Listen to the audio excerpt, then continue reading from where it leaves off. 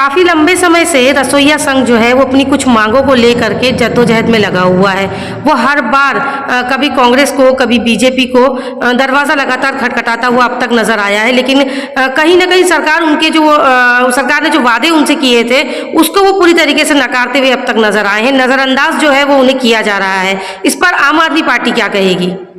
देखिए, रसोइया संघ के उनके साथ हमारी आम आदमी पार्टी खड़ी है और रसोइया संघ के जैसे बहनें अभी आंदोलनरत है, वैसे ही इस प्रदेश के सारे विभाग के कर्मचारी छोटे बड़े सभी उनसे त्रस्त है इस सरकार से और सभी आंदोलन के दिशा में है।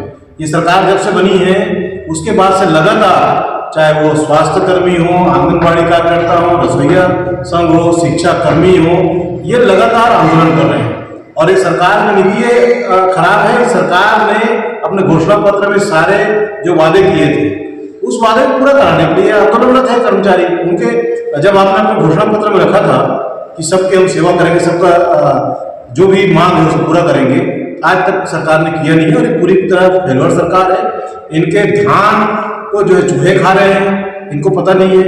रोज हत्या हो रहा है, रायपुर जैसे राजधानी में लगातार हत्या, लूट, चाकूबाजी, रंगदारी, ये सब चल रहा है। ये सरकार बिल्कुल निरंकुश सरकार है।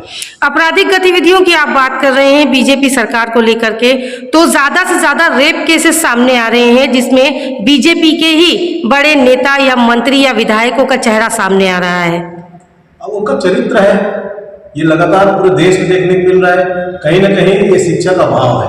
ये लगातार जो आपराधिक घटना हो रहे हैं, कई प्रकार के अपराध हो रहे हैं, तो भारतीय जनता पार्टी जब से सरकार में आई, सत्ता में आई है, लगातार पूरे देश में स्कूलों की संख्या घटाते जा रही है। ये चाहता ही नहीं है कि पूरा हिंदुस्तान साक्षर हो या छत्तीसगढ़ साक्षर हो।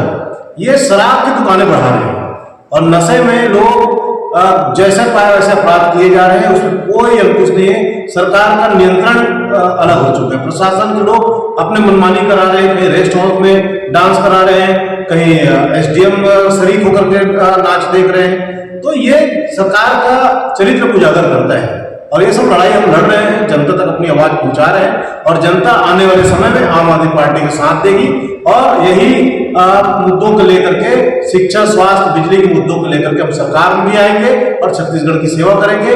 और इन भ्रष्टाचारियों को जो चूहे पाले हुए हैं, चाहे वो कांग्रेस ने भी चूहा पाल के रखा था, वैसे ही भारतीय जनता पार्टी ने ये चूहे वालों को, जो इनके चूहों को मालिक हैं, वो सबको हम जेल में डालेंगे। शिक्षा के अभाव की आपने बात की है। भारत जो है वो पहला ऐसा देश है जहां पर किताबों पर टैक्स लगाया गया है और जो कि पीएम मोदी के रहते में लगाया गया है, उनके कार्यकाल में लगाया गया है। पीएम मोदी जो है वो खुद शिक्षित नहीं है, तो इस पर आप क्या कहेंगे? देखिए, ये तो अरविंद जी बार बार कहते हैं हमारे, शिक्षा से ही देश का विकास है। और जब आदमी जो खुद शिक्षा ग्रहण नहीं किया है, उनको समझ में नहीं आ रहा है शिक्षा का महत्व क्या है। तो इसलिए वो स्कूलों में सोचते हैं कि व्यर्थ खर्च है, तो स्कूलों को बंद करो, शराब की दुकान खोलो। बस एक ही काम चल रहा है भारतीय जनता पार्टी का।